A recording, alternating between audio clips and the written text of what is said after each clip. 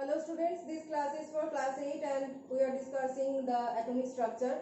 So before going to modern atomic theory, let's first discuss the discovery of neutrons. Okay, so what was the discovery of neutrons?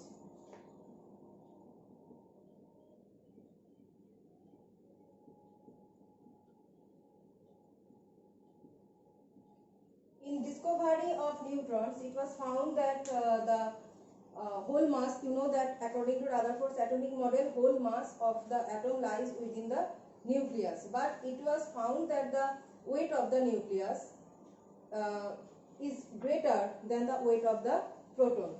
So according to Rutherford's atomic model, protons reside within the nucleus.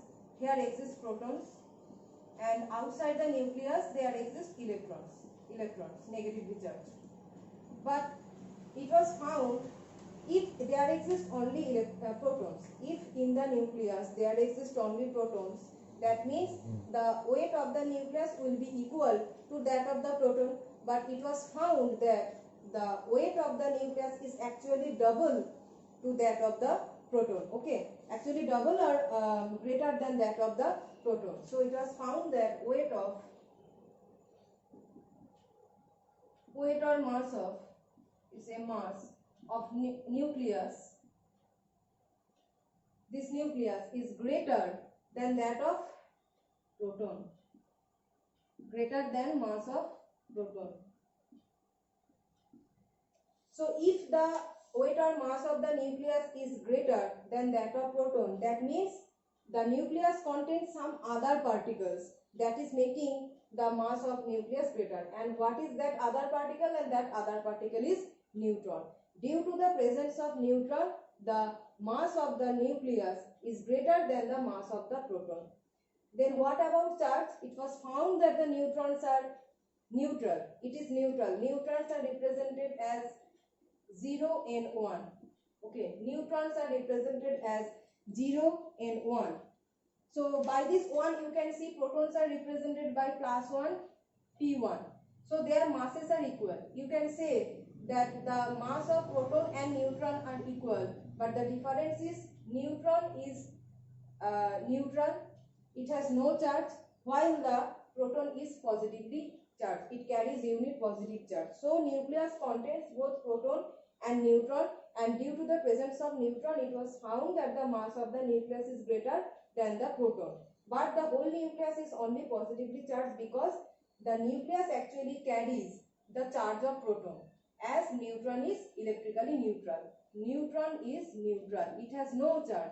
So nucleus has the charge of that of proton, but mass is equal to proton plus neutron. So mass of nucleus is actually the mass of nucleus is actually the mass of proton plus neutron,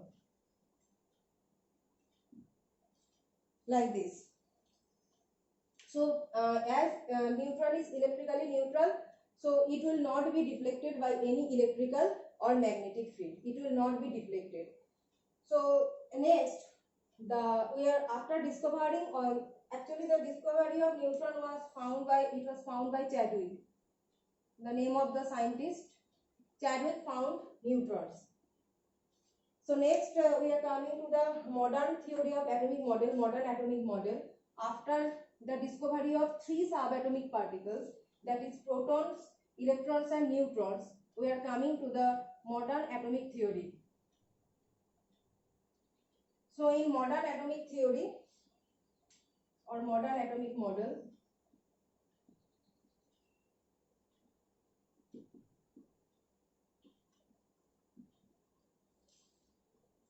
so we can say atoms can be divided into their subatomic particles. Dalton said that matter consists of some indivisible particles, that is atoms are indivisible. But according to modern atomic model, atoms can be divided into the subatomic particles like proton, neutrons and electrons. So atoms can be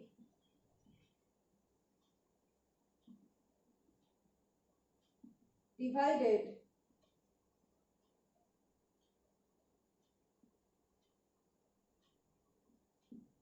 into subatomic atoms can be divided into subatomic particles. Subatomic particles are what? Proton, neutrons and electrons. Second is it consists of two sets. Atom consists of two sets. One is nucleus. It consists of nucleus. It makes atom. Atom consists of nucleus, and outside the nucleus it contains cells. Nucleus and circular cells.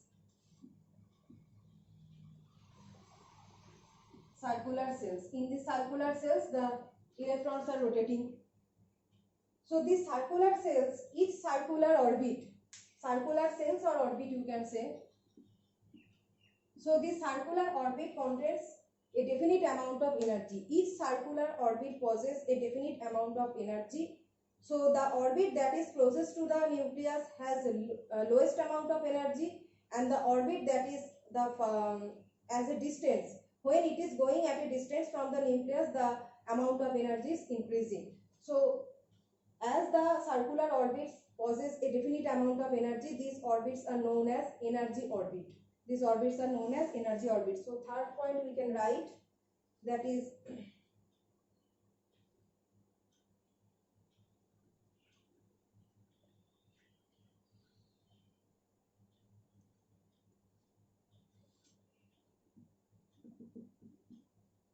each circular orbit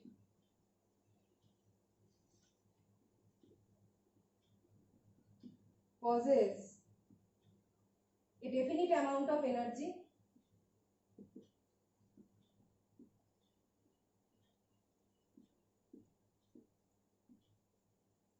and hence they are known as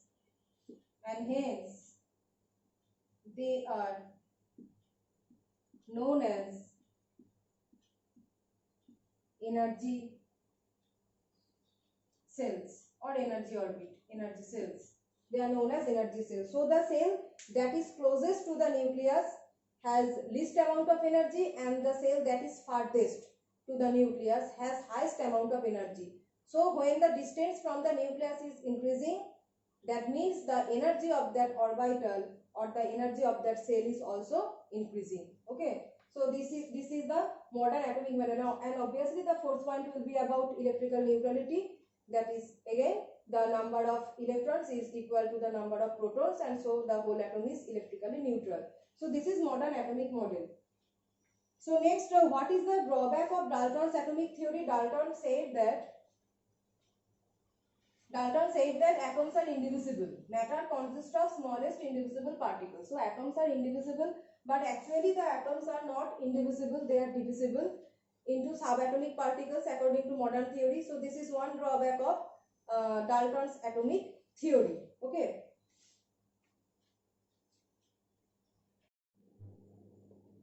And next, another drawback of Dalton's atomic theory was Dalton said that the atoms of an element are alike in all respect. Atoms of an element are alike in all respect, but that is not true.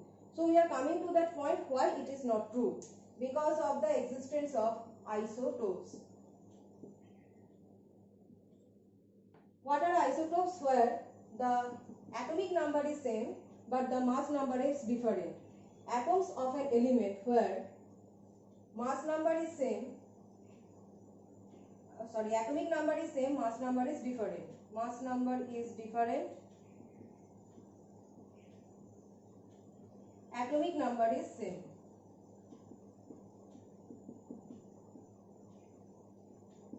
Atoms of an element. So if I say the atom of carbon, carbon is an element. I have given example. So carbon is an element. So there exists two isotopes, 6C12 and 6C13. Okay, 6C12 and 6C13. Here you know that the general representation of an atom is we can say that is ZXA. Zxl, where this portion is mass number, Z is the element, and X is what? Proton number or atomic number. This atomic number is actually the proton number. So this is element, this is mass number, and this is atomic number. So this mass number contains neutron plus proton. This mass number contains neutron plus proton, and this is atomic number, that is number of only proton. Atomic number means number of only proton. So number of neutron equal to number of neutron equal to what? So number of neutron equal to will be mass number minus proton number, or atomic number, mass number minus atomic number. Okay. So mass number consists of neutron plus proton, and atomic number is actually the number of proton. So if I minus atomic number from mass number, I'll get, if I minus this P from this whole summation, I will get only the number of neutron.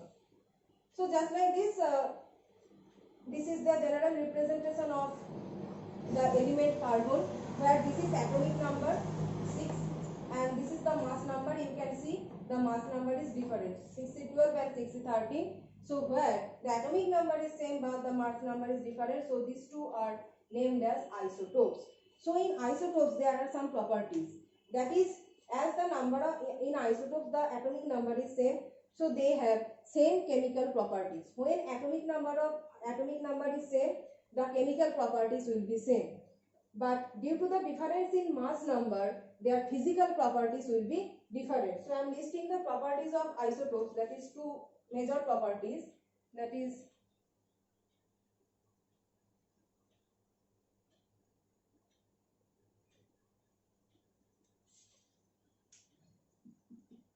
as the number of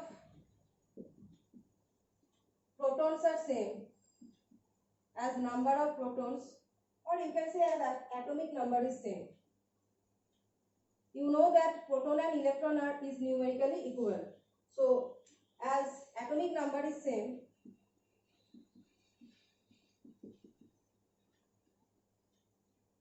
so chemical properties are same.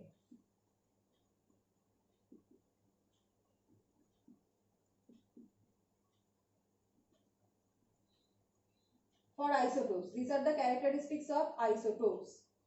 And as mass number is different, as mass number is different,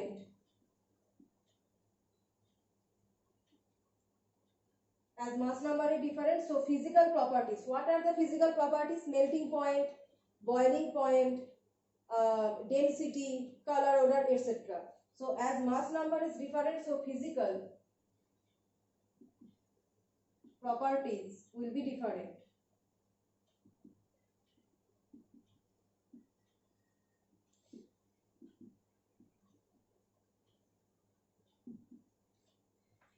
So for isotopes, 612 atomic number is same, so chemical property same, but mass number is different, so physical properties will be different. But what Dalton said? Dalton said atoms of an element are identical in all respects. But by seeing isotope structure, we can see that for an element carbon, 612 and 613 are not same in physical properties. For isotopes, physical properties are different. That means we cannot say that atoms of an element are identical in all respects. They are not identical always. If there exist isotopes, that means isotopes are different in their physical properties. So atoms are not always identical, and this is also the second drawback of Dalton's atomic theory. One is atoms can be divided. Dalton said cannot be divided, but atoms can be divided into its subatomic particles. And secondly, Dalton also said that atoms are alike in all respects, identical, but they are not actually always identical because there exist isotopes, and isotopes of an element are different in their physical properties, so they are not identical. These are two drawbacks of Dalton's atomic model. So next is we know that Dalton said one postulate of Dalton is correct, that is atoms can combine, can undergo chemical reaction. So why they undergo chemical reaction and why they combine? To fulfill their valency or fulfill their octet. So what is valency and what is octet or duplet?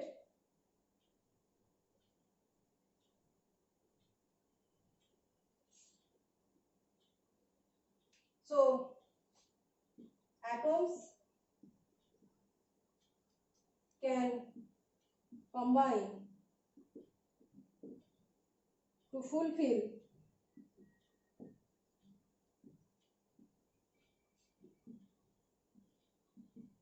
their octet or